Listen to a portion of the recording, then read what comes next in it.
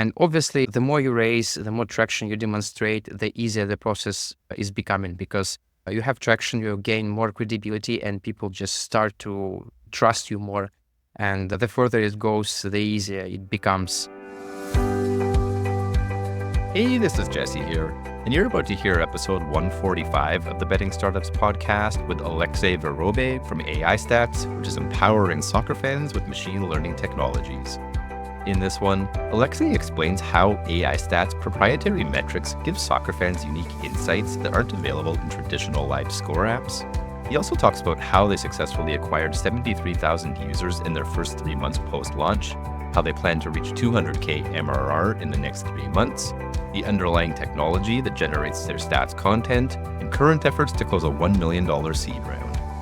Alexey is a super impressive entrepreneur that I've enjoyed getting to know, and I know you'll agree after listening to his story. The Betting Startups podcast is presented by Optimove, the #1 CRM marketing solution for the iGaming market. 4 out of the top 5 US operators personalize player experiences with Optimove. Learn more about Optimove by requesting a demo at optimove.com/bettingstartups. If you like what you see, you'll get your first month free. All right, we are back here with episode 145 of the Betting Startups podcast, and joining me today from Warsaw, Poland, I'm joined by Alexey from AIstats. Alexey, we've been talking quite a bit throughout this year. I did promise you at some point throughout the year that we'd get you on before the end of the year. I cut it pretty close here. We're in the middle of December, but I'm happy to have you on and have you here with us today. Just to check in at the starting line, how's everything with you and how are things over in Warsaw? Yeah, everything goes well.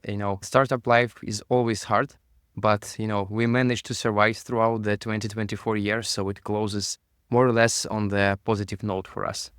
Excellent. And you recently shared with me a stakeholder update you recently sent out. And we're going to get into all of that in a few minutes here because there's a lot of great progress you and your team have made. But as we do always at the beginning here, let's just start with an introduction. For folks listening that haven't met you yet or aren't familiar with AIstats, give us a quick introduction on who you are, maybe some of the major chapters of your journey prior to starting AIstats. Yeah, thanks. I will start with my personal intro.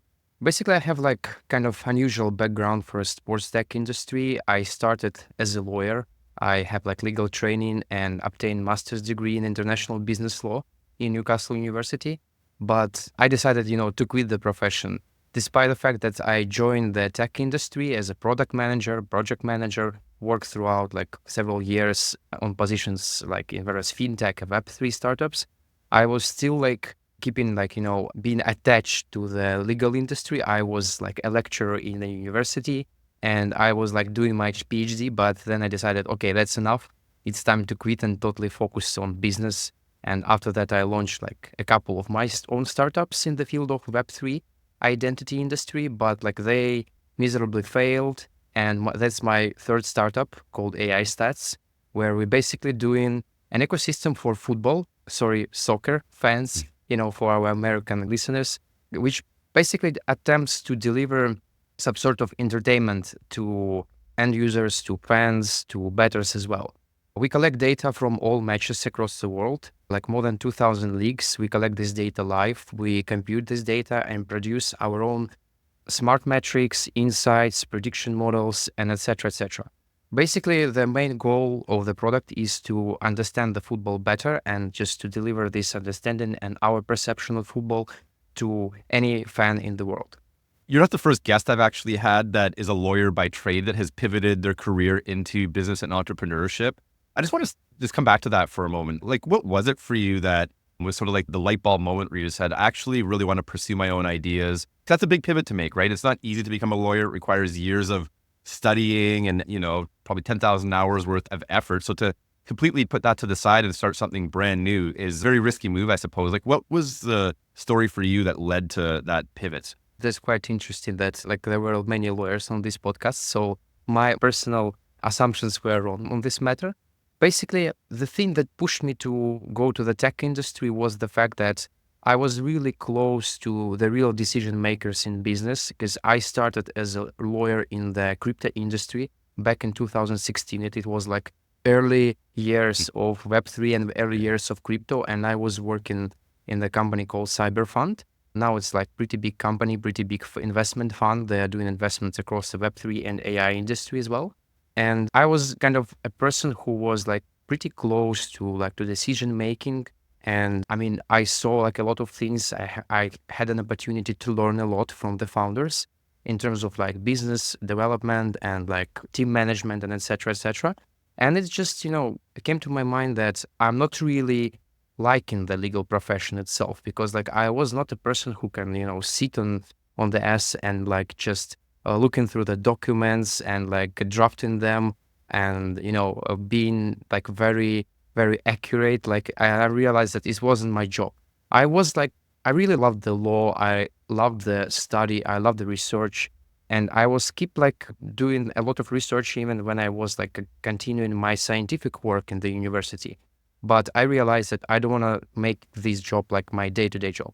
So I decided just, okay, I need to enter the tech industry. And basically I started like as a business analyst.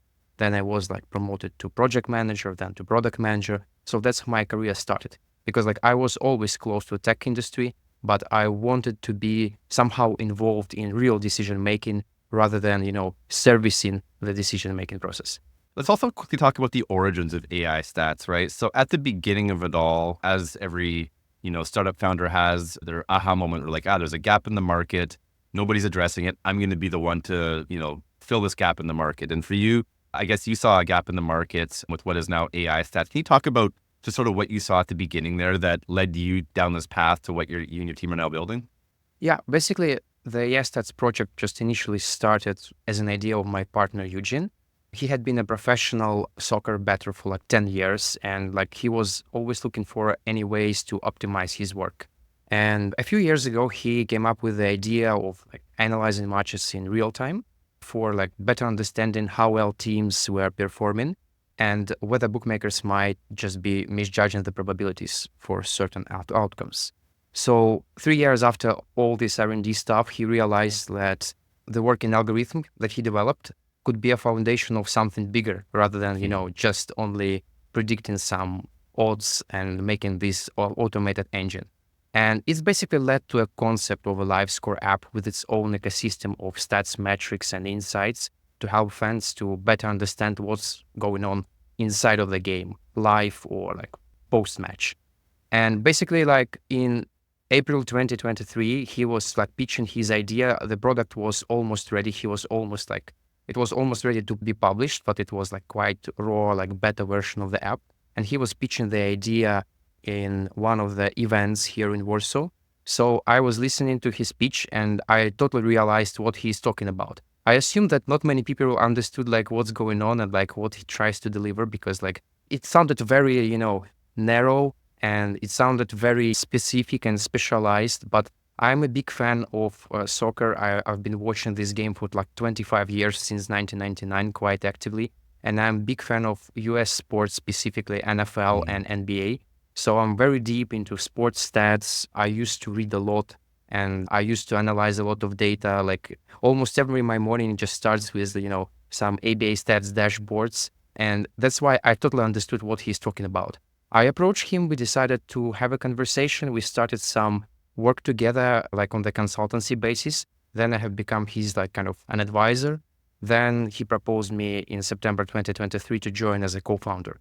Basically, the initial idea of the product was like his idea, but due to the fact that I joined, we were managed to shape it finally and to make the vision like that basically we are delivering right now. And in November last year and January of this year, we just finally realized what we are doing exactly, and we build up a strategy that we are sticking to right now. Awesome. Well, let's start the deep dive now into AI stats, Alexey. Again, just for the benefit of people listening, I'd love it if you could try and sort of explain the value proposition. What I guess I'm curious about personally is, look, I spent quite a bit of time in the UK and in Europe, where obviously soccer, football is such a deep part of the culture. And there's a lot of apps out there in market already, live score app, flash score, one football. There's a lot of, really quality soccer and football apps out there right now. So for you guys to come in and put your own unique spin on it, there is something unique that you guys are doing. Can you just talk about the value proposition and how that's different from a lot of these incumbents? Yeah, sure. I think that we just exist on the intersection of like two markets, like live score and like betting props market. Like we differentiate from the 99% like of live score apps basically by the fact that we are doing our own stats. We just do not purchase it like as a bulk from data providers. We collect raw data, and we have like lots of like various models and algorithms how to compute it. We use like machine learning to produce basically our own metrics and our own prediction models. And in these terms, it gives us some sort of unique position where we can not just accept something that where we receive from data providers, we can create our own products. Because like the live score itself is not like a differentiating product, obviously. You need somehow to entertain users on a higher level. That's why we basically decided to do it in a form of advanced stats and various prediction models and et cetera, et cetera. And we do it like for all leagues across the world. That's another value proposition because like we cover more than 2,000 leagues and we have like unified metrics for all leagues. It also like just doesn't limit us with one league or one region because like many people across the world have usually their own favorite team, which is like local team, and they have like a favorite team in Europe. Normally, like for example, like a person in Thailand or I don't know, in Turkey or like in Egypt, they may have like local team favorite one, and they may be fans of like Manchester United or Juventus, something like this. And basically, they may be able to use our metrics and prediction models in every league they want. And the second difference from the betting props market is basically the fact that we are not focused on delivering profits to our users because like that's not something that we put in the centerpiece of our strategy. We are here like mostly to entertain users. It's also about the deepest needs and user jobs of every sports fan because like we believe that we have a strong belief that there is only a very narrow segment of users do bets for making profits, actual profits. Many people just want to have some entertainment. They want to feel more dopamine. They want to feel more adrenaline. They just want to have more fun. And it's mostly about like mixed experience, because they want to feel pleasure, they want to feel enjoyment, and they want to be entertained. And we believe that there are like, several ways to do it. And we are really compete, not like with live score apps or like betting props. We are competing with other forms of entertainment. Because like if we look at the way how people consume sports right now, it's basically like you compete with TikTok mostly because like you watch the streaming and you have a second screen and you just watch TikTok at the same time. So that's basically the problem, especially in football, because football may be really boring when like people are just kicking the ball for 90 minutes and nothing happens and it doesn't bring any piece of context to the game. And we are here basically to change this by providing users with some context, with live insights they can get instantly. And in terms of vision, we want to come to the situation where any user will be able to choose any type of insight that they want to get about the game, and they will be able to get any insight about any game. So you want to get insights about like minor leagues, like, I don't know, in Germany, here they are. If you want to get like prediction models for like major leagues in, for example, like prime time match in English Premier League, no problem. So that will be like the value prop here because we are not focused solely on betting profits. And that's basically like a huge distinguisher for us from our potential competitors. You mentioned the fact that you launched the product a few months ago, and in the Q4 update I alluded to earlier, you shared a few metrics in there, which I will repeat here. You said it's okay, so I will share them. You mentioned through the first 3 months of being live, you've acquired about 73,000 active users, of which almost 2,000 have converted to paid customers. And a couple of questions I want to ask you about here, because that's a very, in my opinion, a very strong performance, right? Through the first 3 months, that's a significant amount of user acquisition. So 2 questions here. Number one, given that the product is so geographically diverse, right? You mentioned that literally almost any football league in the world is probably covered within the app. So it appeals to a lot of people across the world. Where geographically are your initial users coming from? And as a second part of that, what has been, I guess, user acquisition tactics that have worked for you, right? Anything you can share in terms of what's worked and really where the effective channels have been for user acquisition? Yeah, in terms of geography, I think that any information that I may tell will not give like real insights because, maybe during the course of the next like 3-4 months, the situation may drastically change. Recently, we just discovered several markets that like played pretty well for us. It was like, for example, Turkey, it was Thailand, it was like several countries from Western Europe. So we are basically feel ourselves quite good in like tier 1 markets. As far as I remember, like the United States was like top 10 market for us through all the time. despite the fact that just football is not the most popular kind of sport in this country. But still, like, it's gaining a lot of popularity right now due to the fact that MLS is just, becoming like a bigger phenomenon. So the situation may change. It totally depends on how much of paid user acquisition we do and on which market we do it. Because like a year ago when we tested our very first and initial campaigns, it was very like small beta release for us. A year ago, like for example, our best markets were Germany, United Kingdom, and Greece. And right now we have totally different markets. So it means that we still need to test a lot. We have a lot of upside in terms of user acquisition and acquisition testing. I think that the markets may change, but we heavily bet on like tier one markets, and we also expect that LATAM is gonna be huge for us, and some developing markets of South and Eastern Asia as well.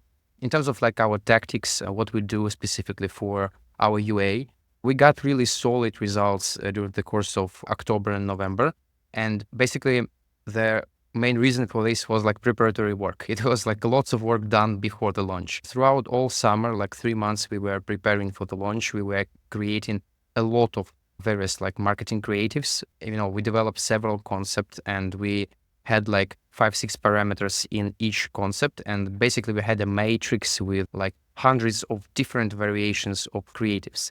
And all of them were localized into dozens of languages. Basically, our app supports 40 languages. It is also a very important part of our deep penetration into each market because, like, for example, we have like localization for like Hungarian language or to Thai language. Many apps doesn't have it, and that's basically also the part of our user acquisition tactics because people see our ad creatives on their like native language, and they see that the app is on a native language, and it's also very important for them because like not many people feel themselves quite fluent in foreign languages, including English. So that's also maybe like a very important case for us. We did a lot of work in ASO. We experimented a lot with our App Store and Play Market pages, and we managed to increase the conversion rates into 2-3 times by just changing the icon of the app, by changing the screenshots, changing the description, and we did like really good job there.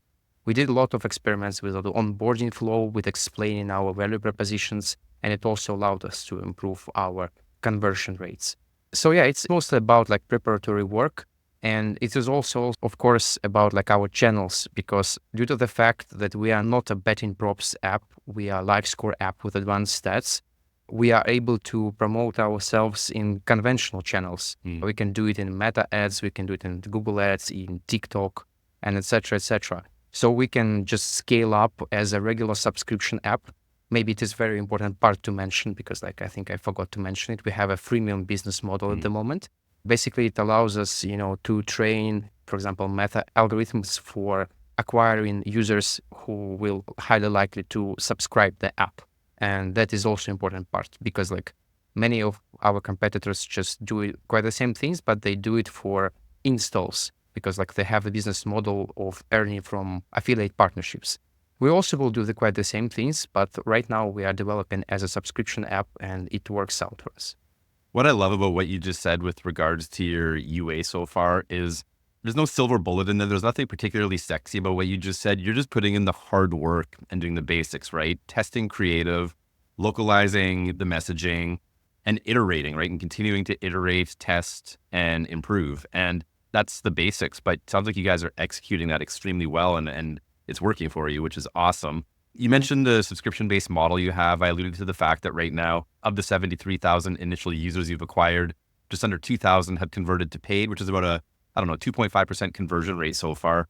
I know it's early in the journey, but so far, Alexey, like what have you learned about the conversion to paid and what you guys can do to perhaps drive that 2.5% number higher over time? I think it will go lower because like if we start to scale up, obviously the conversion rate must go down in any case. But we will try to keep it as high as it is possible. And I think there is a lot of upside in terms of like improving the things.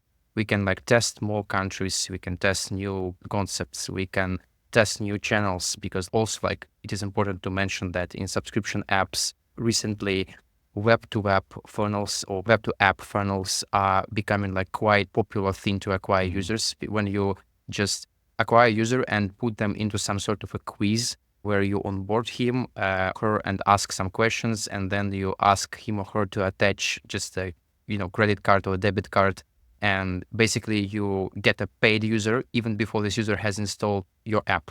And that's basically like something that happens in the subscription app market, quite common thing. And we also plan to use this leverage basically to increase our LTV and to increase the number of like paid subscribers. So there is a lot of things to do, and we plan to do it like in Q1, Q2, 2025. We plan to scale up.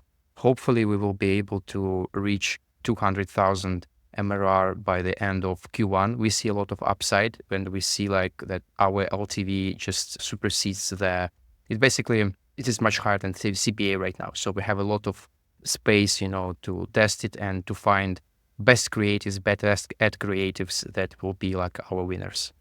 Awesome. I want to talk about the technology you developed as well, right? You alluded to the fact that your co-founder Eugene spent like 3 years developing like the underlying algorithms for a lot of the predictions and content that now appears in the app. Just talk a little bit more about, I guess, the technology you guys have developed, what you have in market, and what do you see as being like the secret sauce here? Is it the algorithms themselves? Is it the way you're packaging them up and delivering them in that user experience? So how do you think about that from a product perspective? Yeah, I mean, I think like your words are quite fair, and you mentioned two very important things. The first one is about like accuracy, like how deep is your technology, how accurate you analyze the game, and what like insights you bring to the table. And the second one is enjoyment. Basically, how do you back it? How do you make it understandable, crystal clear, and how you make it fun? Because like you may be like the best data analyzing team, but if you are not able to sell these metrics, you are done.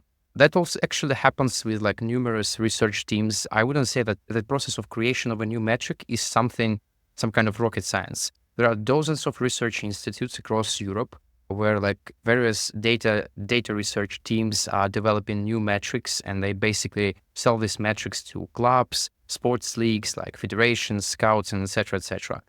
And it's a red ocean. This market is full of sharks. And when we just were thinking about like where we want to go to, we were advised by many people to go just directly to B2B, to start developing some smart stuff and sell them to clubs or to sportsbook companies to adjust their odds. But it's a highly competitive market. You can create a lot of metrics, but are you able to sell these metrics to end users? Are you able to deliver some value? That's a big challenge. And I believe that there is a lot of free space in this market. And specifically like in football, we have XG, like expected goals, which was created like 20 years ago to assess the quality of shots on target. And it's like this metric somehow has become a universal metric to assess the quality of the game, which is like quite funny, and it's ridiculous, I would say, even though. We're basically here to announce the crusade to this metric, and to replace it with some more advanced and smart things. And we believe that it is quite possible if you create a strong brand, if your metric is recognizable, if it is deep enough and people know it, and it basically coherent with their perception of a live match. And at the same time, this metric must be quite simple enough to consume, quite simple to understand. That is why we believe that our product will live not only inside of our mobile app or web version, which we plan to launch in January. We believe that the product itself may live somewhere in the football community. So the best thing that we may have is that people just using it in like pubs while drinking a pint of Guinness. They are using our metrics to assess the quality of the game in Twitter, in Reddit, and etc., etc. So basically, it's always a balance between like complexity and accuracy and enjoyment. And in terms of deep tech and the things that we are doing, we started to use like machine learning frameworks to make the metrics more accurate. But when we started to work with the metrics, and when we are doing, for example, right now some new products that we plan to launch in 2025, we started to think not only about, let's make it like the most accurate thing, but we started to think, okay, maybe here or there we should just adjust this specific coefficient because like it will not look cool. And it's also about like how people will perceive it and how they will just use this data. It was also like a very, very important part for us when we develop our new product, which is called Similar Match Technology and Similar Match Insights. It was released in September. We were thinking about like, okay, we have a lot of technology, we have a lot of data, we have lots of things to do, but like what kind of feature we may choose that may be like a real killer, that may be real fun and be something new to the market. And so the similar match technology and common match insights has become this sort of thing. It basically allows fans to analyze how the team may play during the course of the next like 20, 30, 40 minutes. And it just brings you like some predictions for the match outcome. And it is done on the basis of analysis of very similar matches. Imagine that you have like 65th minute of the match, and there is a very specific like real-time power pattern of the team which is playing right now. And we look for very similar matches across our like database, and we find like several like hundreds of matches that evolved in a very similar way with a very similar team power pattern. And we basically we don't tell people how the match will end. We tell them, okay, we found like 85 similar matches, and the score right now is 2-0. Home team is winning. And we see that 65 matches ended with a score 2-0. Like 10 matches ended with a score 2-1, and like 7 matches ended with a score like 2-2, and etc. etc. So basically, it's a game of like probability, a game of numbers, and you may just realize and like evaluate your odds how it may end. And it was also we had a technology, we realized that we can do it, but it was also a challenge, how you may present it in a simple way so people will understand it. And we realized that like this type of predictions may work out best. Let's talk briefly as well about the capital side of all of this and funding all the development of all this technology and bringing it to market.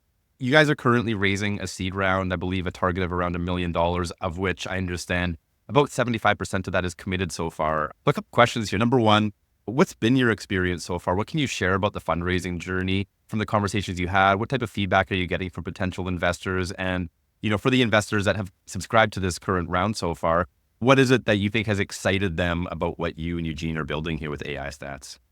Yeah, fundraising usually is the most painful part, especially if you are like early stage startup without any traction. But we managed to persuade our very first like 2-3 investors to invest, and they are not from the sports tech or like iGaming industry, but they know the business of subscription apps. They were basically attracted with the fact that we are just entering the new market. They know that it is growing. And I love the approach.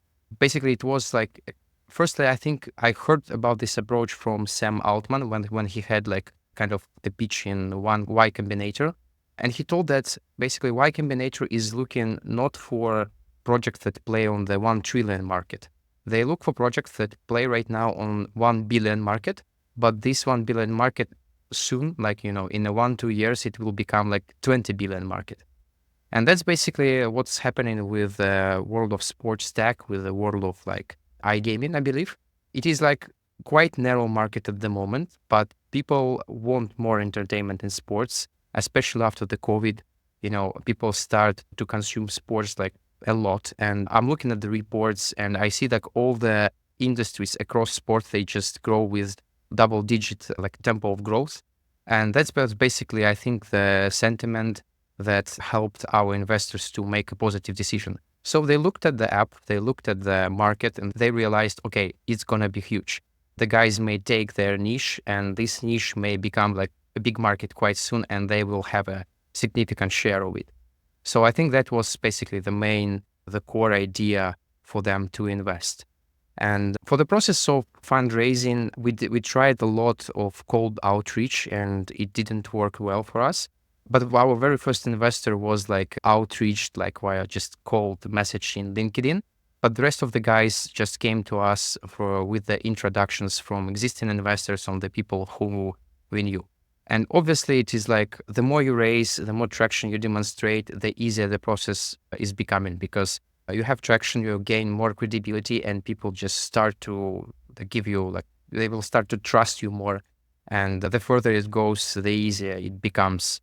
And it was like our case, basically. Awesome. And to get to the finish line with this current round, you guys are raising, as I said, you have, I don't know, maybe 250K left to subscribe. So take this opportunity, Alexey, to speak to any potential investors that are listening. What, I guess, would you say to them about the opportunity and maybe get them excited enough to give you a call and see if they want to join your cap table? Maybe I will say some truism, which is quite obvious to anyone, but at this stage, when you are early stage, you have a lot of opportunities. To make right decision, you always need like a good advice. Basically, smart money is of huge importance at the very early stage. Because like when you are like well established, you are raising like A round or B round, it's not about like smart money. It's mostly, obviously, it's about like gaining capital, because like with the capital, you can buy any sort of expertise that you can get on the market. But when you have like capital shortage and you value every penny that you have, obviously you have to seek for a good advice. And we are looking for like smart investors who are in the industry, who understand sport tech, who understand like in-app ads market, affiliate program market, because like we also plan to obviously to open up this business vertical for us, and we don't want to like avoid like partnership programs and in-app ads.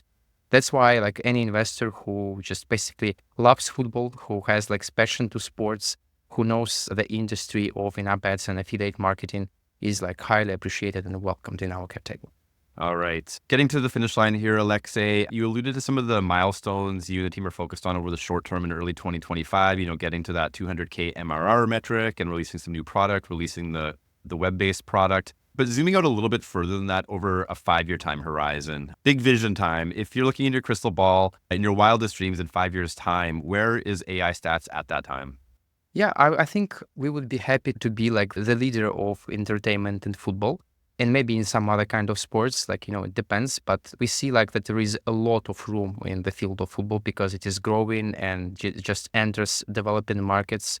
And we've been thinking about like, okay, whether we should like add more kinds of sports. And sometimes investors just ask us about it. Maybe we will do, but it basically you have to, if you want to enter a new kind of sport, you need to double your team automatically, because a new kind of sport, like it's totally different in terms of data analysis. You have to assemble just a new team. So I don't know whether we will be like a universal sports insights provider in 5 years, but definitely we want to take very strong position in football. And our goal is to become like a major player here, maybe like to join like top 10 or top 5 live score apps and list, and also to be able to deliver the best insights to football fans. So our metrics will be like a new lingua franca for football. We will hear about our metrics on every football match in every social network. I think that will be the best outcome for us.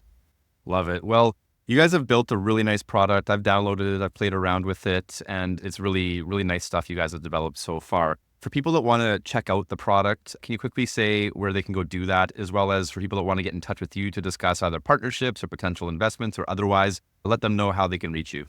The app is live in App Store and Play Market. You can find it by searching AIstats, one word. And in terms of talking to me, you may pin me in LinkedIn. I think my name might be in the podcast description. You will find my name, and mostly I try to reply to everyone who writes me in direct messages. Yeah, of course, we'll drop links in the show notes to everything you just mentioned, Alexey. But for now, I really want to thank you for joining, telling us a lot about what you and the team are building. Really excited for the journey you guys are on and wishing you a great year ahead. All the best to you, my friend.